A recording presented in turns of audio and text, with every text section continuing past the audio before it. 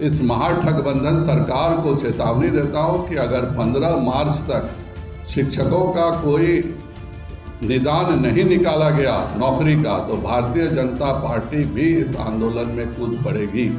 आपका एक मानसिक विकलांग शिक्षा मंत्री, मैं तो उसको मानसिक तौर पे विकलांग मानता हूँ, खर्च कर रहे हैं। अगर आप रिवाइज एस्टिमेट देखिए तो 22-23 में आपने शिक्षा के लिए 55,111 करोड़ रुपए मांगे हैं और इस साल आपने 42,381 करोड़ रुपए खर्च के लिए दिया है।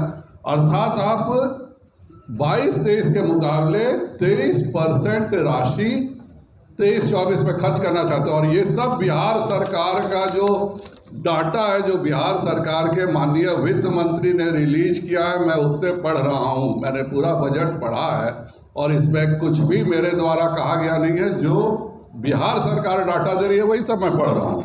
उसी प्रकार से एक तरफ प्रधानमंत्री कह रहे हैं कि हर गरीब को आवास मिले।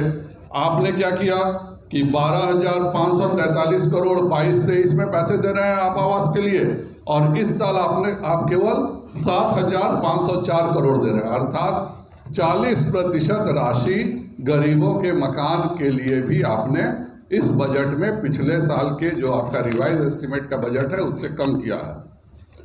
बिजली के क्षेत्र में हमारे बहुत प्रमुख मंत्री हैं, लेकिन उसमें भी 16,439 करोड़ के मुकाबले इस बार केवल 11,436 करोड़ दिया गया, अर्थात 30% कम।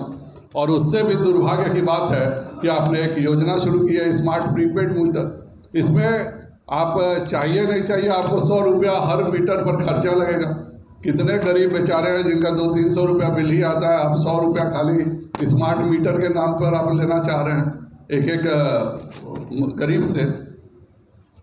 उसी प्रकार मतलब हमारा यही कहना है कि क्या बिहार को फिर से आप गर्त में भेजना चाह रहे हैं, क्योंकि बिहार ने 1990 से 2005 का काल देखा और बिहार ने 2012 से 2017 का भी कार्यकाल देखा।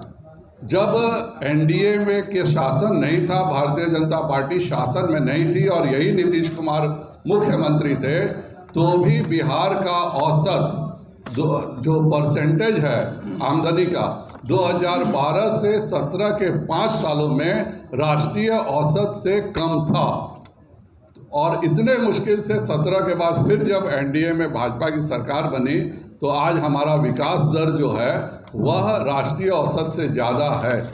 अब फिर से ये महागठबंधन की सरकार बन गई है, तो क्या उसके लिए आप फिर विकास दर घटाने जा रहे हैं क्या? क्योंकि आपका पूरा का पूरा बजट झूठ बोल रहा है। आप विधानसभा में बजट रखे हैं और आपका पूरा बजट, आप ही का बजट मैं पढ़ रहा हूं, मैं एक शब्द अलग से नहीं पढ़ रहा हूं। ये जितनी बातें मैंने कहा है माननीय विजय चौधरी जी के बजट से ही मैंने ले करके किया है। मेरा जनता से भी अपील है कि शुद्ध भारतीय जनता पार्टी की ही बिहार की सरकार बिहार में विकास कर सकती है और इसीलिए बिहार में भाजपा की सरकार बननी चाहिए।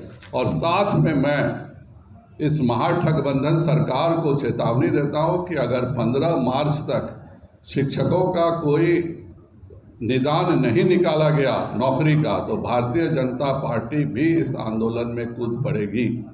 और आप लगातार झूठ बोल रहे हैं। जब अप्रैल में आपने भाजपा से कहा था पिछले साल कि हम शिक्षकों को नौकरी देंगे, आपका एक मानसिक विकलांग शिक्षा मंत्री, मैं तो उसको मानसिक तौर पे विकलांग मानता हूँ, उसने भी कह दिया कि भाई हम नौकरी का मैंने दस्तखत कर दिया है। नीतीश कुमार जी भी सुने, आप लोग के जितने आप लोग मीडिया चैनल से सब होली के पहले शिक्षकों को तोहफा मिलेगा, होली के पहले जिस मीडिया चैनल में जाते थे ये दिखता था। उसके बारे में बजट में आप 1 रुपया नहीं देते हैं, तो आप बजट में पैसा नहीं देते हैं तो आप शिक्षकों को नौकरी कैसे दे दीजिएगा? तो अगर 15 मार्च तक शिक्षकों के नौकरी का कोई सलूशन नहीं निकला तो भारतीय जनता पार्टी इस आंदोलन को निश्चित तौर पर अंतिम परिणति तक इस आंदोलन में भाग लेगी। मैं पुनः एक बिहारी होने के नाते माननीय मुख्यमंत्री से कहूँगा कि शिक्षकों को और जो नौकरी के जो भी 2,34,000 भारतीय जनता पार्टी के समय तय हुए नौकरी हैं उनको वह शीघ्र पूरा करें, नहीं तो भाजपा आंदोलन के लिए मजबूर हो जाएगी।